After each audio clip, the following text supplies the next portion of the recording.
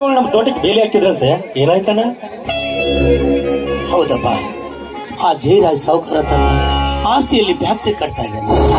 ಆ ಫ್ಯಾಕ್ಟ್ರಿಗೆ ಹೋಗ್ಬೇಕಾದ್ರೆ ನಮ್ಮ 3 ಎಕರೆ ಜಮೀನು ಅವನಿಗೆ ದಾರಿಯಾಗಿ ಬೇಕಾಗಿದೆ. ಆ ಆಸ್ತಿಯನ್ನು ಬಿಟ್ಟು ಕೊಡುವಂತ.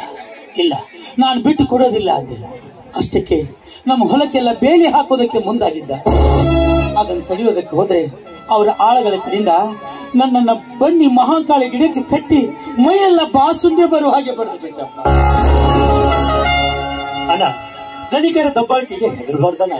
ಧನಿಕರ ದಬ್ಬಾಳಿಕೆಗೆ ಇದನ್ನ ನಿಂತು ಉತ್ತರ ಕೊಟ್ಟಾಗ ನಮ್ಮಂತ ಬಡವರು ಬದುಕಲು ಸಾಧ್ಯ? ಚಂದ್ರ, ನೀನು ಹೇಳೋದೇನೋ ನಿಜ. ಆದ್ರೆ ನಾವು ಎಷ್ಟೇ ಆದ್ರೂ ಬಡವರಪ್ಪ, ಅವ್ರ ಜೊತೆ ವ್ಯವಹಾರ ಮಾಡಕ್ ಆಗೋದಿಲ್ಲ. ಈ ವಿಷಯ ಇಷ್ಟಕ್ಕೆ ಇಲ್ಲ. ಯಾಕಂದ್ರೆ ಅರ್ಜುನ ಬರುವಂತಾಯ್ತು. ಅರ್ಜುನಿಗೆ ಈ ವಿಷಯ ಗೊತ್ತಾದ್ರೆ ಅವನು ಮೊದಲೇ ಮುಂಗೋಪಿ. ಅದೇ ನೋಡಿ ಭಾವ, ನೆನ್ಸುವಷ್ಟರಲ್ಲಿ ಅರ್ಜುನ್ ಬಾಬಾ ಈತ ಕಡೆನೆ ಬರ್ತಾ ಇದ್ದಾರೆ.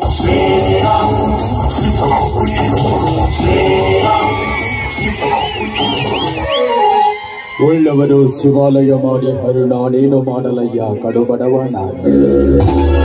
ಎನ್ನ ಕಾಲೆ ಕಂಬ ದೇಹವೇ ದೇಗುಲ, ಎನ್ನ ಸಿರವೇ ನಿನ್ನ ದೇಗುಲದ ಹೊನ್ನ ಕಳಸ ಕಾಣ ಕೂಡಲ ಸಂಗಮದೇ. ಅಲ್ಲ, ಈ ವಚನವನ್ನ 1000 ಸಲ ಹೇಳಿ ನನಗೆ ಬುದ್ಧಿ ಹೇಳ್ತಾ ಇದ್ರೆ ನೀವು. ಬಡವರು ಹೆಂಗ ಬದುಕಬೇಕು ಅಂದ್ರ ಬಡವರು ಬದುಕುವುದನ್ನು ನೋಡಿ ಶ್ರೀಮಂತರು ಸಾಯಬೇಕು, ಹಂಗ ಬದುಕಬೇಕು ಅಂತ ಹೇಳಿದವನು. ಆದ್ರೆ ಇವತ್ತು ನೀನು ಕಣ್ಣೀರು ಹಾಕ್ತಾ ಇದೆಯಲ್ಲ, ಏನಾಗಿದೆ? ಏನಿಲ್ಲಪ್ಪ, ಈ ಕಣ್ಣೀರು ಸಂತೋಷದ ಕಣ್ಣೀರು. ನಮ್ ಶಂಕರ ಕ್ಲಾಸಿನಲ್ಲಿ ಪಾಸ್ ಆಗಿದ್ದಾನಂತೆ. ಹೌದೇನು ಶಂಕರ? ಹೌದಣ್ಣ, ಆ ರಾಮಾಯಣದಲ್ಲಿ ರಾಮ ಲಕ್ಷ್ಮಣಿಗೆ ಆಶೀರ್ವಾದ ನೀಡಿದ ಹಾಗೆ ಈ ನಿನ್ನ ತಮ್ಮನಿಗೆ ಆಶೀರ್ವಾದ ನೀಡಲ್ಲ. ಬಡತನದ ಮನೆಯಲ್ಲಿ ಹುಟ್ಟಿದ್ರು ಕೂಡ ಭಿಕಂ ಪದವೀಧರನಾಗಿ ನನ್ನ ಮನೆಗಲ್ಲದೆ ಊರಿಗೆ ಕೀರ್ತಿ ತಂದಿಯಲ್ಲ, ತುಂಬಾ ಸಂತೋಷವಾಯ್ತು. ಮಾವ, ನೀವು ಹಾಡೂರ್ ದ್ಯಾಮನ್ ಜೊತೆಗೆ ಚಕ್ಕಡಿ ಸ್ಪರ್ಧೆ ಹೋಗಿದ್ರಿ ತಾನೆ? ಗೆದ್ಕೊಂಡ್ ಬಂದ್ಬಿಟ್ರಾ? ಹಿಂದೆ ಮಹಾಭಾರತದಲ್ಲಿ ಶ್ರೀಕೃಷ್ಣ ಅರ್ಜುನನಿಗೆ ಸಾರಥಿಯಾಗಿ ಪಾಂಡವರಿಗೆ ವಿಜಯವನ್ನು ತಂದುಕೊಟ್ಟ.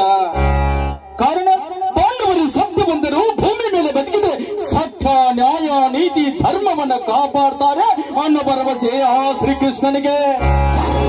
ಹಾಗೆ ನಮ್ಮಂತ ಬಡವರು ಭೂಮಿ ಮೇಲೆ ಬದುಕಬೇಕು ಅನ್ನೋ ಆಸೆ ಆ ದೇವರಿಗೆ. ಆ ದೇವರ ಆಶೀರ್ವಾದ ನನ್ನ ಮೇಲಿರೋವರೆಗೂ ಇದೊಂದು ಚಕ್ಕಡಿ ಸ್ಪರ್ಧೆ ಅಲ್ಲ, 1000 ಚಕ್ಕಡಿ ಸ್ಪರ್ಧೆ ಬಂದರೂ ಸೋಲನ್ನುವುದು ಬರೋದಿಲ್ಲ ನಿನ್ನ ಮಾವನ ಹಣೆಯಲ್ಲಿ.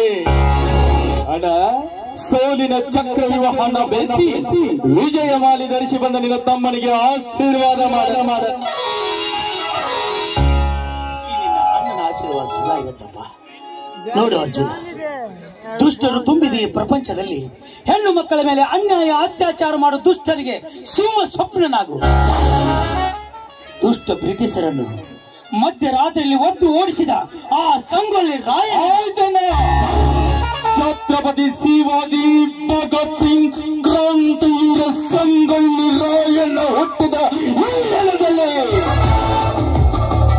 ಕನ್ನಡಿಗರ ಕಲಾವಿದರ ಹೃದಯದಲ್ಲಿ ಅಚ್ಚಳಿದ ಉಳಿದ ಕರ್ನಾಟಕ ರತ್ನ ಪವರ್ ಸ್ಟಾರ್ ಪುನೀತ್ ರಾಜ್ಕುಮಾರ್ ಹುಟ್ಟಿದ ಈ ಕನ್ನಡ ನೆಲದಲ್ಲಿ ಸತ್ಯ ನ್ಯಾಯ ನೀತಿ ಧರ್ಮ ಕಾಪಾಡ್ತೀನಿ ಭವ್ಯ ಭಾರತದ ಮಣ್ಣಿನ ಮಗನಾಗಿ. ಅಪ್ಪ, ಈಗ ನಮ್ಮ ಮನೆತನ ಹೇಗ್ ಕಾಣ್ತಾ ಇದೆ ಅಂದ್ರೆ, ಹುಣ್ಣಿಮೆ ಬೆಳದಿಂಗಳ ಹೇಗೋ ಹಾಗೆ ಹಾಲಲ್ಲಿ ಸಕ್ಕರೆ ಬೆರೆಸಿ ಕುಡಿದಂತ. ಬನ್ನಿ, ಈ ಸಂದರ್ಭದಲ್ಲಿ ಎಲ್ಲರೂ ಸೇರಿ ಹಾಡೋಣ.